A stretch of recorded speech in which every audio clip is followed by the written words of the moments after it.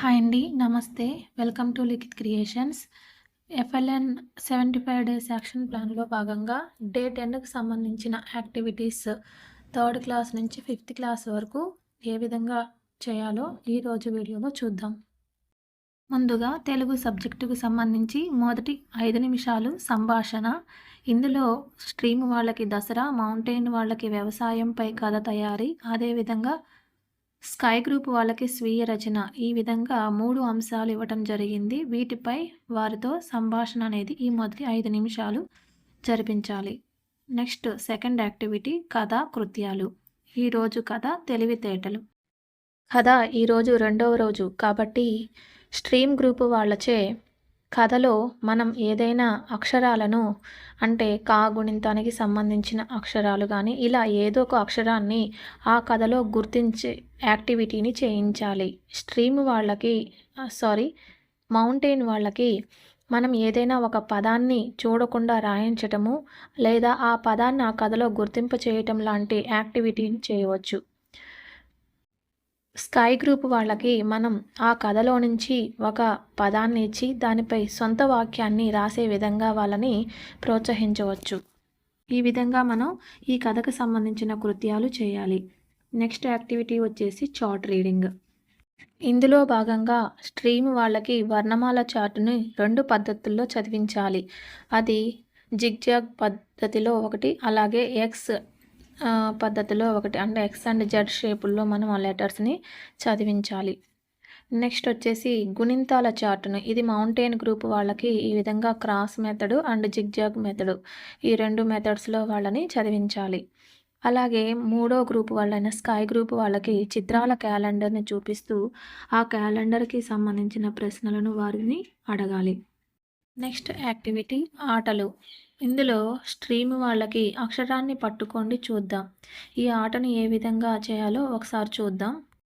విద్యార్థులని వాళ్ళ తెలుగు టెక్స్ట్ బుక్లో ఏదో ఒక పేజీని మనం ఓపెన్ చేయమని చెప్పి అందులో విద్యార్థి తనకి నచ్చిన అక్షరాన్ని చెప్పమనాలి. ఉదాహరణకు తనకి బా లేదా కా అనే అక్షరం ఇష్టం అనుకోండి.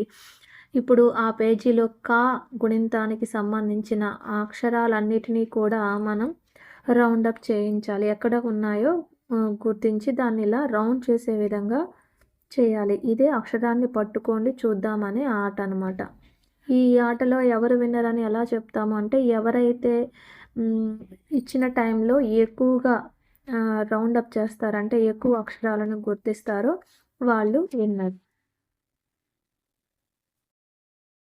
నెక్స్ట్ మౌంటైన్ వాళ్ళకి పదాలతో వాక్యాల తయారీ. ఈ యాక్టివిటీని ఈ ఆటని ఎలా ఆడించాలో చూద్దాం. ముందుగా ఈ విధంగా చిన్న చిన్న స్లిప్పుల పైన ఒక వాక్యానికి సంబంధించిన పదాలను విడివిడిగా ఈ విధంగా రాయాలి. తర్వాత ఈ విధంగా ఫోల్డ్ చేసి ఒక బౌల్లో ఈ విధంగా వేయాలి. ఆ తర్వాత రెండవ వాక్యానికి సంబంధించిన పదాలను కూడా ఈ విధంగా చిన్న చిన్న స్లిప్ల మీద రాసి ఫోల్డ్ చేసి మరొక బౌల్లోకి తీసుకోవాలి. ఈ విధంగా ఒకే వాక్యానికి సంబంధించిన చిట్టీలన్నిటినీ ఒకే బౌల్లో వచ్చే విధంగా చూసుకోవాలి. తర్వాత విద్యార్థులను 2 సమూహాలుగా విభజించి చెరొక బుట్ట ఇవ్వాలి. తర్వాత టీచర్ కొంత వాళ్ళకి సమయం ఇచ్చి ఆ పదాలను వాక్యాలలో పేర్చి చూపించమనాలి. ఇచ్చిన సమయంలో ఎవరు ఎక్కువ వాక్యాలు చెప్తారో ఆ సమూహం వారు విజేతలు. నెక్స్ట్ స్కై గ్రూప్ వాళ్ళకి వచ్చేసి పదాలతో కథ రాయండి. ఈ యాక్టివిటీని ఇంతకుముందు వీడియోలో ఎక్స్ప్లెయిన్ చేయడం జరిగింది. విద్యార్థులకు ఒక 5-6 పదాలను ఇవ్వాలి. ఆ పదాలను ఉపయోగిస్తూ వాళ్ళని సొంతంగా ఒక కథ రాయమనాలి. ఇది స్కై గ్రూప్ వాళ్ళకి చేయవలసిన యాక్టివిటీ. Next maths subject. మొదటి 5 నిమిషాలు గణిత సంభాషణ. ఇందులో స్ట్రీమ్ వాళ్ళకి చిత్రాల క్యాలెండర్, మౌంటైన్ వాళ్ళకి news paper and sky group వాళ్ళకి సంఖ్యలకు సంబంధించిన సంభాషణ. ఈ విధంగా 3 అంశాలను ఇచ్చారు. ఈ 3 అంశాలకు సంబంధించి వాళ్ళతో గణిత సంభాషణ అనేది చేయించాలి. రెండవ యాక్టివిటీ వచ్చేసి సంఖ్యావాచకం. ఇందులో మొదటిది చార్ట్ రీడింగ్. మనకు మొత్తం 8 పద్ధతులు ఉన్నాయి. వాటిలో ఏవైనా 2 మెథడ్స్ని ఇక్కడ యూస్ చేయాలి. లెఫ్ట్ నుంచి రైట్కి, రైట్ నుంచి లెఫ్ట్కి కానీ, లేదా టాప్ నుంచి బాటమ్కి, బాటమ్ నుంచి టాప్కి రీడింగ్ చేయించటం కానీ, లేదా క్రాస్ మెథడు, లేదా జిగ్జాగ్ మెథడు, ఇలా లేదా అక్కడక్కడ అడగటము, ఇలాంటి మెథడ్స్లో ఏవైనా 2 యూస్ చేసి చార్ట్ రీడింగ్ అనేది చేయించాలి. నెక్స్ట్ కరెన్సీ, మౌంటైన్ వాళ్ళకి అలాగే స్ట్రీమ్ వాళ్ళకి కరెన్సీ నోట్ల ద్వారా కృత్యాలు. ఇవి ఏ విధంగా చేయొచ్చో ఒక చిన్న ఎగ్జాంపుల్ ఇక్కడ ఇచ్చాను. రాహుల్, ఇందులో 100 రూపీస్ నోటు ఎక్కడుందో తీయమ్మా. 100 రూపీస్ నోట్ తీ.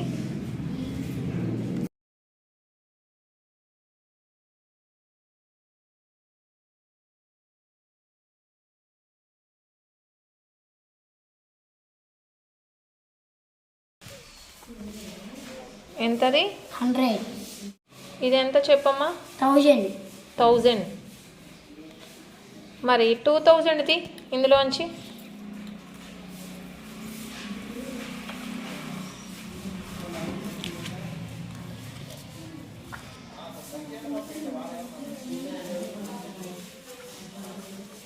ఉందా 2000? మరి ఏం చేయాలి? 2000 రూపీస్ నాకు ఇవ్వాలి. నువ్వు ఎలా ఇస్తావు ఇప్పుడు? నాకు 2000 ఇవ్వాలి. నువ్వు ఎలా ఇస్తావు?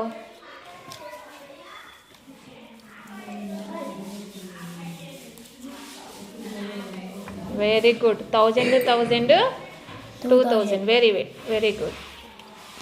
100 రూపీస్కి ఎన్ని 10 రూపీస్ నోట్స్ కలిపితే 100 రూపీస్ అవుతాయి? 10 రూపీస్ నోట్స్ కలిపితే 100 అవుతాయి. తీ చూద్దాం.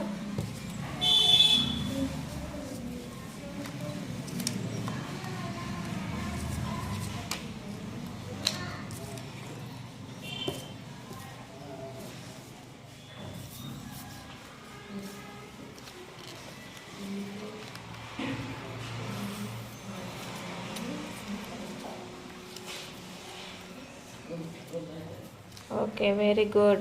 ఓకే, ఇప్పుడు నువ్వు నాకు 25 రూపీస్ ఇవ్వాలి. 25 రూపీస్ ఇవ్వు. ఎలా ఇస్తావు?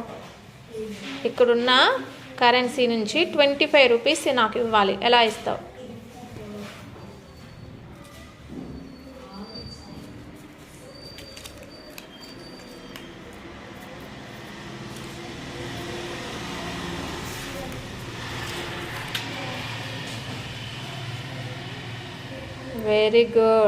Very good.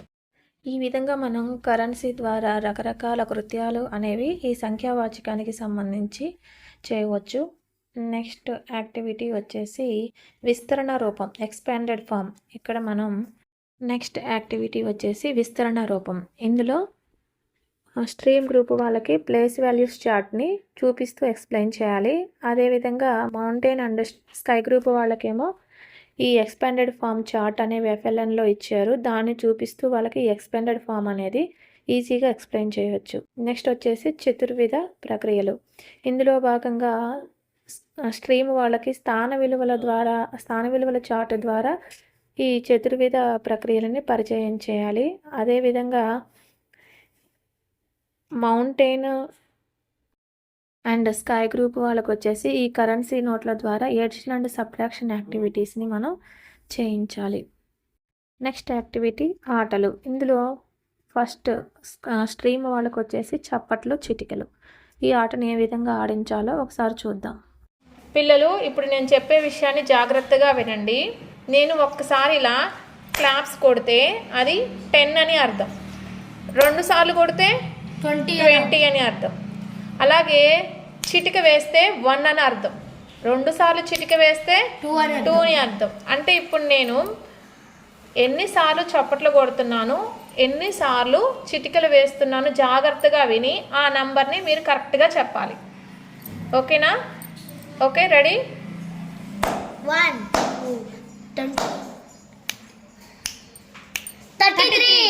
Very good. ఇంకొకసారి మధ్యలో మాట్లాడకూడదు. మొత్తం క్లాప్స్ అన్నీ అయిపోయాక నేను నెంబర్ ఎంత అన్నప్పుడు చెప్పాలి.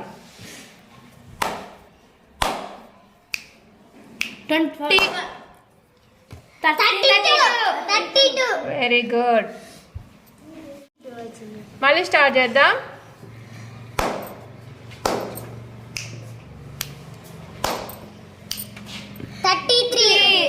Very good 33.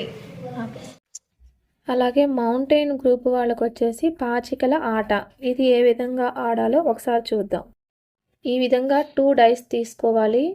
ఒక్కొక్కరికి 3 ఛాన్సెస్ ఇవ్వచ్చు. 3 + 4 7. ఇక్కడ ఫస్ట్ టైం 7 వచ్చేసాయి పాయింట్స్. నెక్స్ట్ 6 + 4 10. అలాగే థర్డ్ టైము. ఈ విధంగా 3 టైమ్స్, ఒక్కొక్కరికి 3 టైమ్స్ ఛాన్సెస్ ఇచ్చేసి వాళ్ళ స్కోర్ అనేది మనం నోట్ చేసుకొని ఎవరికి ఎక్కువ స్కోర్ వచ్చిందో వాళ్ళు విన్నర్గా మనం చెప్పొచ్చు.